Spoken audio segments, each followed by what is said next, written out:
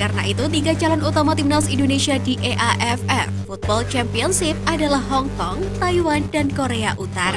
Even when there's no hope, you can still go. I never answer to no, man, I still go. Indonesia kian dekat keluar AFF. Petinggi AFF sudah susun bagian kompetisi libatkan skuad Garuda. Belum lama ini timnas Indonesia seakan mendapatkan sambutan baik dari Federasi Sepak Bola Asia Timur atau AFF. Hal tersebut ditunjukkan dari sambutan positif AFF ke netizen Indonesia di official akun Instagram federasi tersebut. Sementara itu harapannya dengan gabung AFF, timnas Indonesia bisa rutin bersua dengan tim-tim Asia Timur yang langganan tampil di Piala Dunia, yakni Jepang dan Korea Selatan. Sekedar diketahui, AFF juga memiliki turnamen layaknya yang biasa digelar AFF, yakni Piala AFF. Namun, timnas Indonesia butuh usaha ekstra untuk bertemu 3 raksasa Asia Timur, yakni Jepang, Korea Selatan, dan Cina di AFF Football Championship.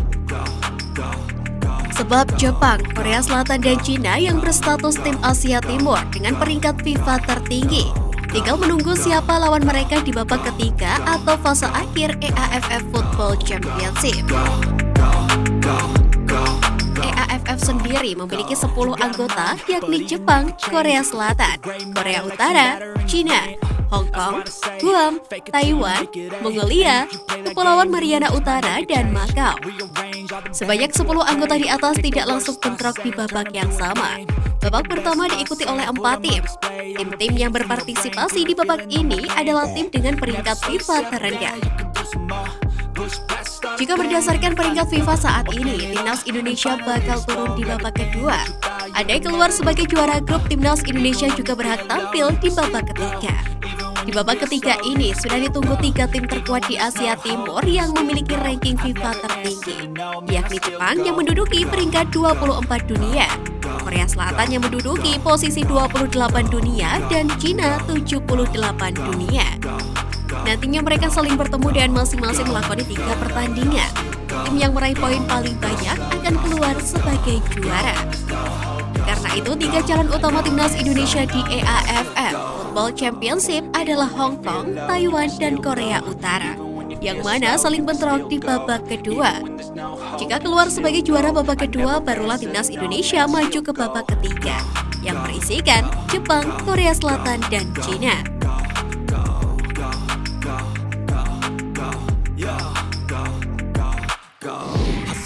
Timnas Indonesia hadirkan 3 kerugian ini ke Piala AFF 2022 jika pindah ke AFF. Dituntut mundur dari Federasi Sepak Bola Asia Tenggara atau AFF. Timnas Indonesia, dalam hal ini PSSI, bisa menghadirkan 3 kerugian ke Piala AFF 2022 yang digelar akhir tahun ini. Jika timnas Indonesia memilih pindah ke Federasi Sepak Bola Asia Timur atau AFF sesuai saran yang diutarakan sejumlah pecinta sepak bola tanah air, kerugian yang ditimbulkan yang pertama adalah exposure Piala AFF akan berkurang drastis. Pemberitaan soal Piala AFF 2022 tidak akan semasif biasanya jika timnas Indonesia tidak lagi di dalamnya. Sekedar diketahui, ketimbang media-media Asia Tenggara lain, media-media di Indonesia jadi yang paling intens menggambarkan kiprah dan aksi pemain di ajang Piala AFF. Efek exposure berkurang, sponsor diprediksi enggan mendekat di penyelenggaraan selanjutnya yang dilangsungkan pada 2024. Yang kedua adalah penjualan tiket akan berkurang signifikan. Dengan absennya timnas Indonesia dari AFF, rataan jumlah penonton yang hadir ke stadion otomatis berkurang. Padahal jika timnas Indonesia berkandang di stadion yang mempunyai kapasitas besar seperti Stadion Utama Gelora Bung Karno atau Jakarta International Stadium, diprediksi bangku penonton bakal penuh. Yang terakhir adalah AFF makin tidak berkembang. Di Asia Tenggara saat ini ada 4 poros kekuatan utama, yakni timnas Indonesia, Vietnam, Thailand, dan Malaysia. Jika timnas Indonesia pergi, otomatis persaingan semakin mengerucut ke 3 negara saja. Hal itu membuat tim-tim Asia Tenggara diprediksi kesulitan untuk mengembangkan performa karena bertemu tim-tim yang itu saja. Sekarang menarik untuk menanti respon apa yang akan diambil oleh PSSI dalam menyikapi masalah ini.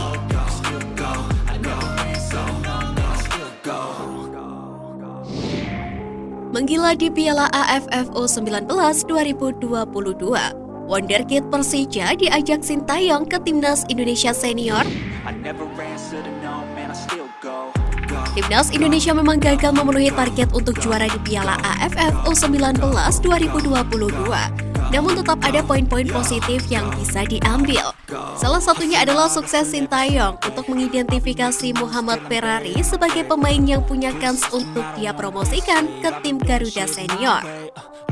Selama melatih Timnas Indonesia, Sintayong memang gemar memberikan tempat bagi pemain muda, bahkan di usia remaja untuk bergabung dalam skuad senior. Tujuannya adalah untuk memudahkan regenerasi, sekaligus diharapkan agar pemain-pemain tersebut berkembang lebih cepat dan dapat menjadi pemain kunci di level yang lebih rendah seperti U23 atau U19. Praktik tersebut sudah membuat nama-nama seperti Marcelino Ferdinand, Elkan Bagot, Hernando Ari, Cahya Supriyadi, hingga Ronaldo Kuate mendapatkan cap senior pertama atau setidaknya merasakan pemusatan latihan yang lebih tinggi jenjangnya. Jika dilihat dari permainannya, Muhammad Ferrari dirasa memang pantas masuk dalam perhitungan Sintayong untuk Timnas Indonesia di masa depan. Ferrari adalah salah satu pemain dengan pengalaman internasional terbanyak di skuad Timnas Indonesia U19 untuk Piala AFF U19 2022. Meski demikian, Sintayong enggan berbicara banyak soal rencana promosi tersebut. Sepertinya juru taktik asal Korea Selatan itu memang sengaja agar beban Ferrari tidak terlalu berat. Lagi pula untuk bisa naik ke kelas Timnas Indonesia Senior, butuh banyak kondisi agar sang Wonderkid Persija Jakarta bisa mendapatkan surat panggilan. Push past all the pain and you find a door. Open it up and finally explore everything that you thought you could never do before. And even when you feel low, you can still go. Even when you feel slow, you can still